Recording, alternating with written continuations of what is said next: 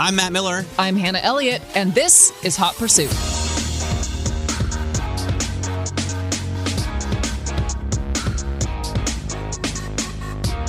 Thanks so much for joining us again on another episode of Hot Pursuit. I will start out at the top this time and remind you can email us. Hannah, what's the email address? It's hotpursuit@bloomberg.net. It's hotpursuit@bloomberg.net. BERGNET. And we do, at least I respond. So yeah, we will email you back if you're not spam. We'll take your questions seriously, and suggestions are always welcome. I want to just run through what we're going to talk about today quickly because it's not much beyond our interview with Emily Miller, she of the Rebel Rally, she of King of the Hammers, and so many other rally firsts for women. Very cool, and the whole industry. She's a queen. Yeah, absolutely. But we also have a new Porsche to talk about. That's right. Coming, and an old Jag to talk about that I new just Porsche, drove. old Jag. Yes. Let's kick it off quickly with the new Porsche because the news broke this week. Mm-hmm. The electric Macan is out. Porsche has announced it will be arriving halfway through the year in 2024. And we do have some specs and numbers on it. It's exciting. I mean, it's like maybe a couple years late. I mean, this is only... exactly. We've been waiting forever. Well, this is only Porsche's second all-electric vehicle. And it's been 10 years since we saw the first Macan, the combustion engine Macan, come out. So, I'd say it's about time. Yeah, I think it's very cool. I love the sort of tall station wagon package of these SUVs or crossovers or whatever you want to call them. And I think the Macan has been a laggard in its class. It doesn't have a V8. And this is kind of an equalizer electrification. I think it will be very interesting to see how it does. Of course, the Macan is a great selling vehicle for Porsche. It's second only to the Cayenne last year, I believe. And this new Macan, the electric one, is boasting over 600 horsepower, which is considerably more than the Macans that we see that are in the 400 range. It's a lot heavier than the combustion engine Macans. It weighs over 5,000 pounds. So it's heavier, more horsepower, same towing capacity, about 4,400 towing capacity range. And we have yet to see full EPA numbers on how efficient it's going to be and mileage. But yeah. I mean, if it goes the way it's been going, it'll be not as much range as a Tesla, but probably way more fun to drive. And neither of them will come close to the kind of range that Chevy and GM are giving us in their electric vehicles, but they have gigantic battery packs. I wonder, the electric Macan is really interesting, and I can't wait to see it. We don't really know enough about it yet. Obviously, we won't be able to drive it for a long time. I wonder your take on the segment in general, Macans, and also the Cayenne, and why does Porsche, which is famed for a flat six, put a super boring V6 motor in these? Like, why not at least drive a Macan with a boxer engine? I don't know. I've never understood that. It has to come down to money, right? Yeah. I mean, it has to come down to efficiencies of scale and also sharing within the family, within the group, within the Volkswagen group. It has to come down to that. I have to believe that. But it is difficult to really feel an emotional draw to these SUVs, even though they are Porsches, yes, and they do sell well, and we need them, to pay for other vehicles that are being made. Right. I drove a car this week that I think blows away the Macan or Audi, BMW, Mercedes, any other sort of small SUV, and that is the Jaguar F-Pace SVR. That's a car I haven't thought about in a long time. I haven't even really thought about the brand, to be honest, in so long. I mean, they went from these really cool XJ6s and, the XK12 to kind of nothing after they went from Ford to Tata. I think the cars they released were boring. It was cool that Idris Elba was driving one, but otherwise... I've been watching reruns of The Wire. I mean, Idris Elba is always cool. Yeah. I mean, I guess the F-Type itself was exciting for a moment, and then I didn't really think about that either. And this just showed up in my driveway. It's got the supercharged 5-liter V8 that they I think, developed even before Ford bought them, but that's their flat six, and it sounds better than any other small or large SUV crossover that I've driven, including the Maserati Grecale Trofeo. And Maseratis typically do really well on the sound. That's also only a 6-cylinder. So this is the only, I think, supercharged V8, aside from its kind of sister Land Rover, Range Rover Sport, right, that you can get. And it's so kind of understated. I didn't even really notice it in my driveway, but when you get behind the wheel, it's just a beast. Why do you think we are not thinking about that as an option? I think the design is boring, frankly. Okay. I mean, you could look at it as elegant and understated, or you could say it's boring and not special. But everything in the cabin I thought was really well done. It's perfectly laid out. It's not interesting, but it's just very good. And I wonder if that's just Jaguar has, at least in my lifetime, never really pushed the limits, right? It wasn't a sports car, but it was like a big grand tourer. The V12 was big and luxurious, but not fast. Jaguar to me suffers from a little bit of an identity crisis, because it's like, if you want very futuristic technology, you go to Mercedes. If you want super sporty performance, you go to Porsche. If you want, the ultimate driving machine, you got BMW. So you have these like very strong brand identities. And if you ask me what Jaguar means right now, I don't really know. Yeah. I don't know. They could just never really grow. They did have like an interesting history. They had a lot of race wins, I think, at Le Mans.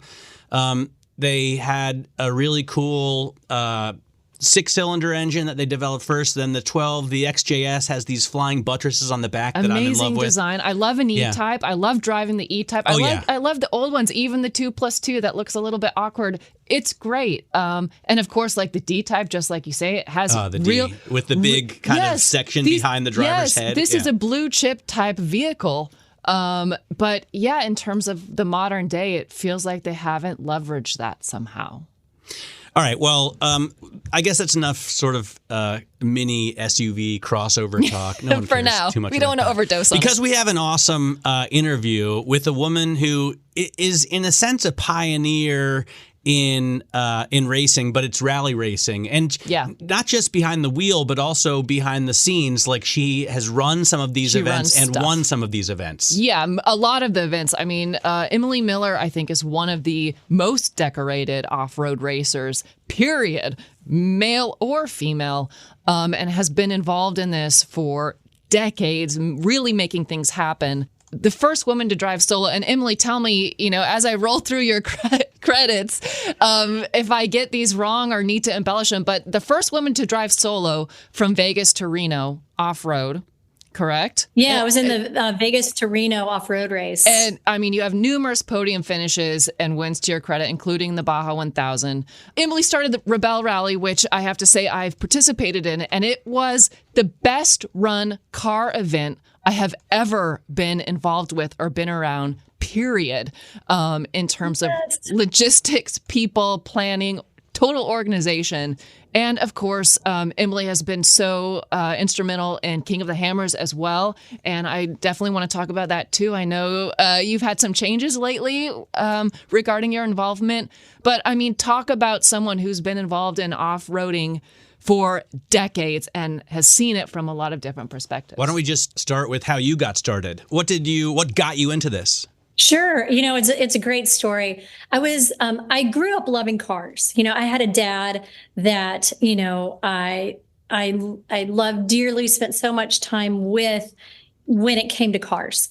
And, from growing up reading car magazines next to the fire at night, wondering why there were no women who were reviewing cars. When I was a little kid, I found those old stacks of Road and Track and Car and Driver. And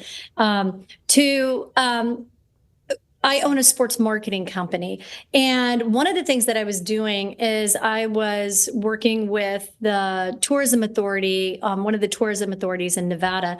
And I was at a meeting at the Hera Car Collection, the National Auto Museum. And it's a great collection.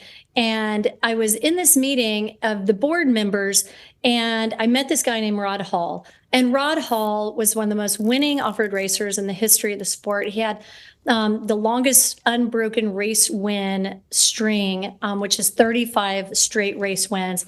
He was the only person to race every single Baja 1000 for 50 years and won his class, I think it was 24 times. First American to finish the Dakar rally. So he's this legend. And I got to know Rod. And, I, at the time, was producing some really tough to produce events for companies such as Red Bull. They always have the great wild idea. And, I got to know him and he taught me how to drive. And one day we were on our way to a meeting and he said, "Hey, I have my new driver." He was driving for General Motors at the time. He had driven for Dodge, for Ford, and for Hummer and General Motors. And he said, "I have my new driver." And I said, "Great. Who is it?" And he said, "It's you." And I thought he meant, okay, you're going to take these cars and you're going to guerrilla market them, at the events you do. I didn't quite understand. And he said, "Look, I can teach you how to drive. You're going to have to learn how to win."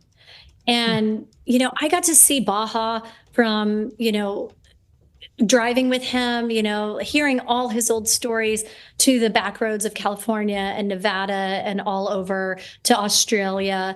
And, he came and supported me when I was competing in Africa. And, I had this incredible mentor that so many people don't get. So I feel like I had so many incredible lessons fast-tracked for me. I mean, the first time I actually drove in the Baja 1000, Rod was sitting in the right seat, and we jump in and he goes, "I don't think I've ever sat in this seat before." And, talk about pressure. But what was so great is I got to learn from a legend. And, he also had a really great statement that really resonated and really helped me because, I own a marketing company and production company. And he said, "Look, it's really, really hard to be a pro driver. Only a few people will make it. A lot of drivers out there are paying their way, et cetera." He said, "But what you can do with your race experience and your experience on the other side of what you do, you can combine for great business." And that was really good advice. I was fortunate. I got to be a demo driver and then eventually run his program for BF Goodrich and Michelin, where we coached and trained people throughout the year. And that was a great experience. So that's where it started from and came from. And then I, really worked hard to take those lessons and apply them across the industry. And I love that. That's the long version. I just want to reiterate. So Rod Hall was in 50 straight, insane. 50 consecutive Baja 1000 races, and he had class wins in 25 of them. So he had, at least at his passing in 2019, the most desert off-road race wins of any human, right? That's crazy. Yes. And he was also the only person who has won the overall in a stock 4x4. Wow. And that was a Ford Bronco. Wow. And that feat hasn't been reproduced. So, and, it's just such a legend, to learn from someone like that. I always go back and say, thanks to Rod, for bringing me into this space. I was back in the ski and mountain bike world, and cycling world. And, he just said, hey, all those skills translate, but they translate to four wheels. I was going to ask you, did he ever tell you, what did he see in you, Emily, that let him know this person is really someone who's going to be receptive to what I have to teach her? Yeah, he sure did. And I also pass that lesson along to other people because I think it's really important. First of all, I never give up. I hate to give up. I work really hard. I love being on a team, and I am coachable.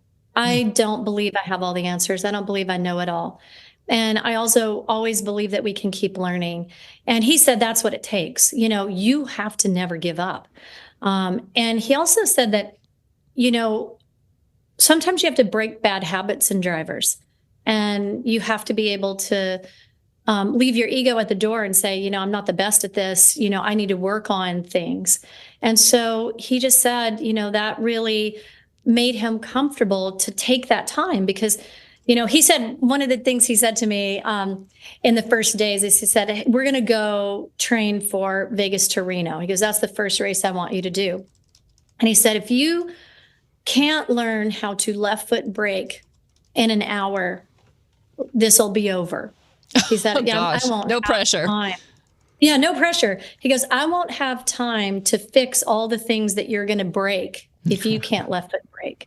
So he goes, you have an hour. So part of it is about acquiring those skills. It's learned. Part of it must be innate, right? Because I've noticed so many people who are better drivers than me or better motorcycle riders or better in fist fights, which hasn't oh, yes. I haven't been involved in a fist fight since like elementary school, but they just have a lack of fear in a way. I can't give 9/10 on a track because I'm afraid I'll crash. And the best riders have to be willing to take that risk to some extent. Isn't it true? That is true. I think it's a little bit different in different forms of racing. Let's say driving a stock car off-road, a stock truck, is different than driving, let's say, a trophy truck or a T1 car, because you just have to put it out all on the line. On the track, I believe it's true. You're at Laguna Seca and you need to late brake. You need to late brake going into turn 2 into the Andretti hairpin. And you've got to be willing to pretty much put it into the wall and you could die. And so there is some of that. Now, that's what I think the reason why I probably excel more at endurance, because I would actually like to live. And endurance racing in a stock manufacturer vehicle is a little different. It really means that you can go out and you have enough time to be smart. You don't want to lose time, but you don't want to waste time by crashing, braking, or flatting. And so you can have a little bit of self-preservation. But when you get into these unlimited classes, yeah, that lack of fear, not worrying about family at home, etc., I think that's important. So I think that people can really excel if they find in automotive or in competing, if they find the type of racing that works for their strengths. And what's great about automotive and competing is that there are enough different classes and cars and things like that you can find your niche. I was just going to ask you, for people who may not be familiar with these different names we're just tossing off, like Baja 1000 and King of the Hammers and Rebelle, tell us a little bit specifically about the Rebelle Rally. I know this is really, for me, this was how I got to know you and know about you. Obviously, I know that you finished really high in the Gazelle Rally in Morocco, Gazelle, Rebelle. Tell us about the Rebelle Rally and what kind of driving and talent and skill that specifically demands for the people who are really successful. Yes. And actually, I would say that the Rebelle Rally is actually a product of the things that Rod taught me and the things that I felt were missing and that Rod felt was missing in the space of off-road and for manufacturers. So the Rebelle Rally is the longest competitive off-road rally in the United States. It is for stock manufacturer vehicles, and it's a competition for points, not fastest speed. And it is truly for stock manufacturer vehicles, not unlimited race cars. So you can enter in a car in a 4x4 or what we call X-Cross, which is more like crossover class or an all-wheel drive class. We call it X-Cross. We think it sounds cooler than crossover. But that event is 10 days. It's 8 days of competition.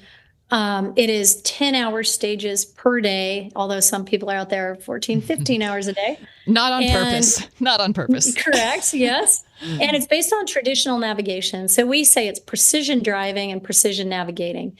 And it is based on 2 types of challenges. Those 2 types are enduro challenges, which are traditional, like regularity road book stages where you have to be very accurate on arriving on time to waypoints, whether they are they're always marked, but whether you can guess where they are, on the road book, or whether they're sort of hidden controls. The other type of challenge, which makes up a lot of the bulk of the points, is map and compass. So there's no GPS, there's no cell phones. You don't get your cell phone at night. You're cut off for Whoa. 8 days. It's extreme. And you are traditionally navigating. Yeah. And sometimes those stages, they can be 400 kilometers in a day, navigating with a compass and a map. And some maybe remote sections. Yeah. Yeah. And so it's not like these like stages where half the stage is just getting to the next point. It's like the whole day is a stage. So really demanding. The checkpoints, we made our own scoring system. We wanted at highest points, not lowest points, traditional in rally, which is lowest points. Highest points is to push people to kind of go for that Hail Mary pass, so you're not just falling off the back and collecting penalties like you normally do in rally. And they're rated like a ski run, green, blue, and black diamond checkpoints. And, I come from, an outdoor world, ski, cycling world. So that scoring system of green, blue, and black diamond checkpoints really appeals to a lot of people. Yeah, it makes sense. And, black diamond checkpoint isn't even marked. You have to use triangulation, heading, and distance to nail a checkpoint within, and it's scored like a bullseye. And this is out in the middle of nowhere with no context for anything at all. Yeah, absolutely. Yeah. And how do you get found when you get lost? You really have to dig down deep, and it is a really tough challenge. It happens to be all women. And I always say it happens to be you could lead with that. I did not know that. Well, yeah. And that's the thing, like 60% of our audience, are men, and they all want to do it. But I wanted to build a world-class car rally for stock manufacturer vehicles that we can drive at our dealerships. And then I wanted it to be for women because, when I was racing, I was usually one of the only women. And now there are a lot more women in racing, and it's great. And I love seeing it. But people say there are so many women in racing. And I still go, but 2% of the field? Mm-hmm. Yeah. Well, we're 50% of the drivers. We have such a profound impact on purchasing of vehicles. Why are we still 1%, 2%, 3% of the competitive field? That is awesome. So, yeah. You know what? By the way, I'm looking at the website is really cool because it has a sweet video sort of montage of the competitions, I guess, past. And you see participants, obviously a lot of Jeeps. I recognize Broncos straight away and Defenders. But I also saw a Rivian. I see Hyundais. So there are maybe marks that you might not expect. Are there vehicles that typically win? Do Jeeps typically take the top, or is it more about, the driver and the navigator than it is the machine? It is the most about the driver and the navigator and their talent. However, Jeep holds the top rank of number of wins. And to tell you the truth, the highest number of wins were in bone stock Jeeps that were not modified. That's very cool. Which is really cool. This year, the Rivian R1T won it. And Rivian actually debuted their first truck off the production line in the Rebelle Rally 4 years ago. We're going into our 5th year. We really worked hard to pioneer remote, rapid, sustainable power on course. This year, actually, we powered the EVs with green hydrogen. Wow. That was made from solar and wind. Thanks to renewable innovations. I mean, we've worked hard to build a proving ground for vehicles that you can buy regardless of your powertrain. That is cool. I see a Ford Mach-E as well. The Mach-E was in. Yeah, I wanted to say, what have you noticed changing over the years in terms of the visibility of this kind of race and the involvement from manufacturers and just the amount of money for sponsorships, advertising, marketing? Tell us a little bit about how the industry and the off-roading culture has grown since you joined. Yeah. And, I can speak to Rebelle and this is also indicative of what's going on, in places, especially like King of the Hammers. So what we've seen in Rebelle, which is really exciting, is the number of manufacturers involved. It's the one competition where you can compete in an unmodified manufactured vehicle that you purchase. And, you can win. And it is 8 days, and it just proves how durable. I always say, like, the vehicle in our driveway is more capable than we think. And you have all this money and research and time that's been spent to test these vehicles. And so, even whether you're in a race car or you're in a stock car from the dealership, you can only drive it up to the level as a driver that it is capable of. And that's what you're trying to do without breaking it in the Rebelle, whether you're in a stock car or whether you're in the Baja 1000 or the King of the Hammers in an unlimited car. You're trying to drive it to the level of its capability. So what I've seen is that I think last year, I believe we had 11 or 10 major vehicle manufacturers that supported programs. For example, Toyota put in the limit of the manufacturer limit of what you can put in. They put in 6 teams, and they put in female engineers from different divisions of manufacturing, R&D, Awesome. fuel cell, Kelty from their parts. It was amazing. And, we have Rivian. They put in 3 teams. They started out putting in journalists, and that usually seems to be the logical way. And then now it's been so effective to test their vehicles, improve their vehicles, and also to build the teamwork and leadership and, grit skills of their employees. So Rivian put in 3 teams of engineers. Wow. And won the rally. And, so that is what I've seen is a change. We have I believe we already have 3 new manufacturers. Who are the new ones? You can't say. I can't say it yet, haven't been announced yet, but that are in the rally for this year. The other thing that I'm seeing that is a really interesting change is that they are supporting, I look at Ford, I look at these companies, and they are putting in women in these vehicles, not as a token, here's what we do for women. It's because they believe in the rally, the platform, and they believe in the women, and aren't necessarily professional racers. They're women who've shown that they're great drivers, great navigators, great competitors, and they're sponsoring and supporting women who aren't the stereotypical woman in racing. And so it's giving a lot of opportunity to women who would normally, who don't have 5 million followers or, are the one personality in a certain sector of racing.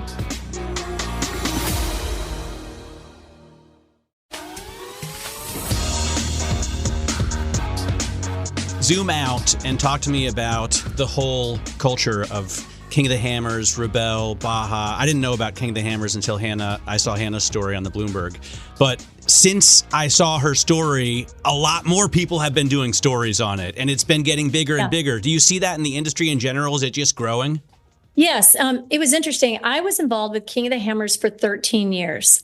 And the reason why I can actually do this podcast right now is because I'm not actually out on the lake bed, but cheering them on remotely as I plan my adventure to go explore off-road the South Island of New Zealand.